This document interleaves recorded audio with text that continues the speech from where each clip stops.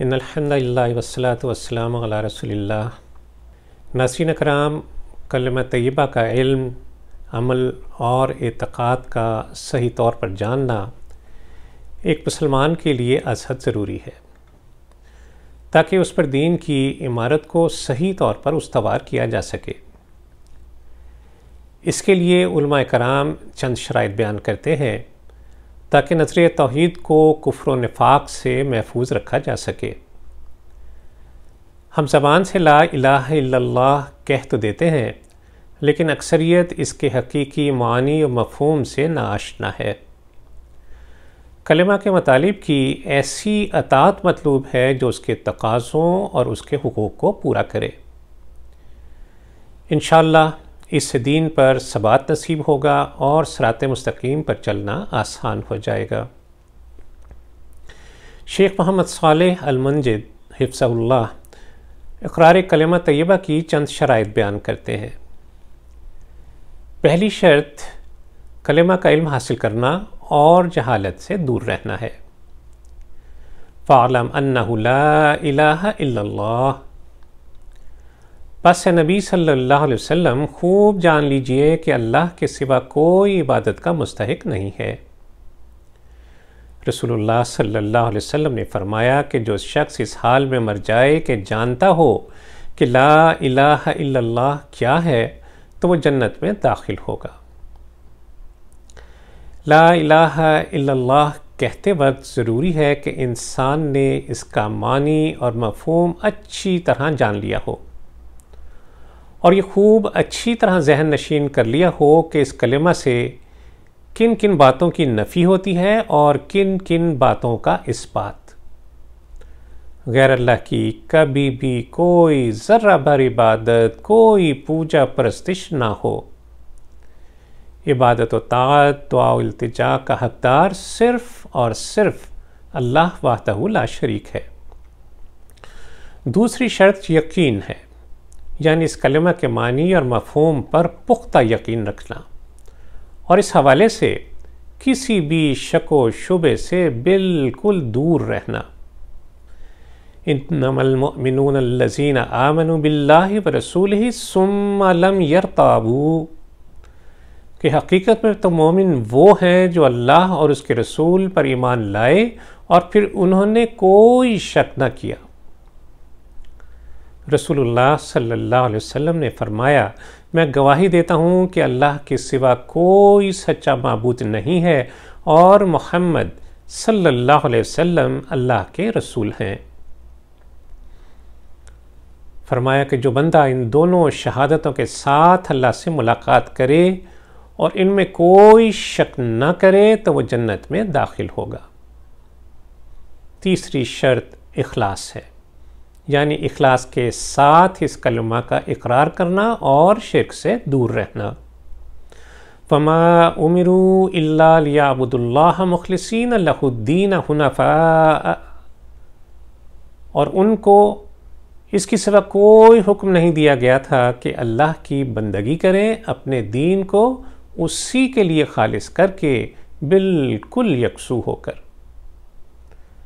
رسول اللہ صلی اللہ علیہ وسلم نے فرمایا کہ لوگوں میں میری شفاعت کا سب سے زیادہ باسعادت وہ شخص ہے جس نے اپنے خلوص دل سے لا الہ الا اللہ کہا۔ کلمہ کی چوتھی شرط ہے صدق، یعنی اس کلمہ کا سچے دل سے اقرار کرنا، جھوٹ اور نفاق سے دور رہنا۔ احسب الناس ان یترکوا ان یقولوا آمنا وهم لا یفتنون وَلَقَدْ فَتَنَّ الَّذِينَ مِن قَبْلِهِمْ فَلَيَعْلَمَنَّ اللَّهُ الَّذِينَ صَدَقُوا وَلَيَعْلَمَنَّ الْكَاذِبِينَ۔ کیا لوگوں نے یہ سمجھ رکھا ہے کہ وہ بس اتنا کہنے پر چھوڑ دیے جائیں گے کہ ہم ایمان لائے اور ان کو آزمایا نہ جائے گا؟ حالانکہ ہم ان سب لوگوں کی آزمائش کر چکے ہیں جو ان سے پہلے ہو گزرے ہیں۔ اللہ کو تو ضرور یہ دیکھنا ہے کہ سچے کون ہیں اور جھوٹے کون۔ رسول اللہ صلی اللہ علیہ وسلم نے فرمایا کہ جو شخص مر جائے اس حال میں کہ وہ لا الہ الا اللہ اور محمد الرسول اللہ کی سچے دل سے گواہی دیتا ہو تو وہ جنت میں داخل ہوگا۔ کلمہ کی 5ویں شرط ہے محبت، یعنی اس کلمہ کے تقاضوں سے محبت کرنا اور بغض اور نفرت سے دور رہنا۔ وَمِنَ النَّاسِ مَن يَتَّخِذُ مِن دُونِ اللَّهِ أَندَادًا يُحِبُّونَهُمْ كَحُبِّ اللَّهِ وَالَّذِينَ آمَنُوا أَشَدُّ حُبًّا لِلَّهِ۔ کچھ لوگ ایسے بھی ہیں کہ جو اللہ کے سوا دوسروں کو اس کا ہمسر اور مد مقابل بناتے ہیں اور ان سے ایسی محبت کرتے ہیں جیسی محبت اللہ کے ساتھ ہونی چاہیے، حالانکہ ایمان رکھنے والے لوگ سب سے بڑھ کر اللہ کو محبوب رکھتے ہیں۔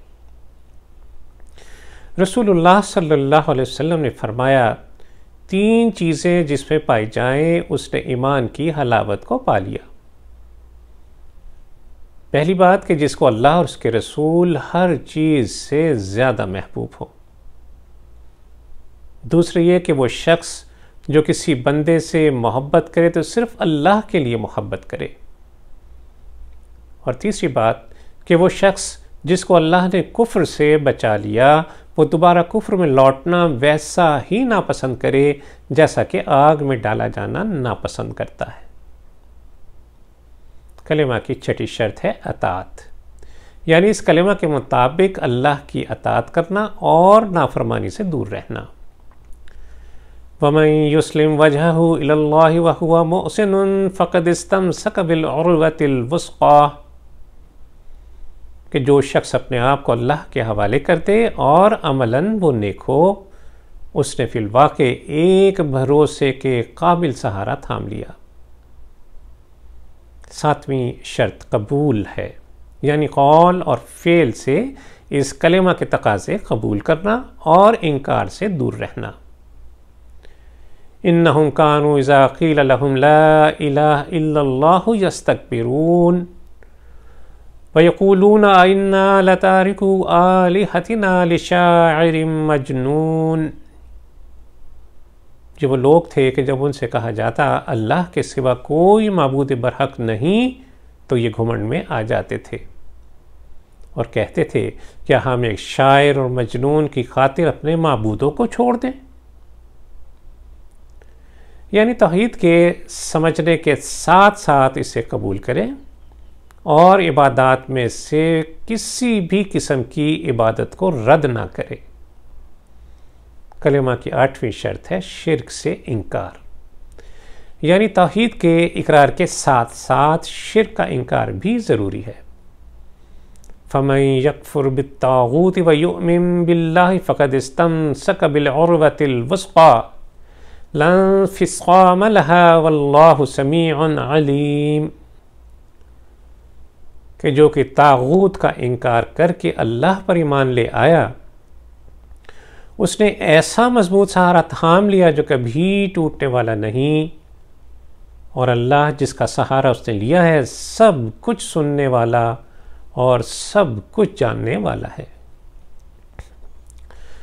رسول اللہ صلی اللہ علیہ وسلم نے فرمایا کہ جو شخص لا الہ الا اللہ کہے اور اللہ کے سوا ہر چیز کی عبادت کا انکار کرے تو اس کا مال اور اس کی جان اسلام کے نزدیک محفوظ ہے اور اس کا حساب اللہ پر ہے۔ اللہ عز و جل سے دعا ہے کہ وہ ہمیں کلمہ طیبہ کا علم، عمل اور اعتقاد کا صحیح فہم عطا فرمائے اور اس کلمہ کے تقاضوں کو پورا کرنے والا بنا دے۔ وصلی اللہ تعالی علی خیر خلقہ محمد وعلی آلہ وصحبہ وسلم۔ صلوا علی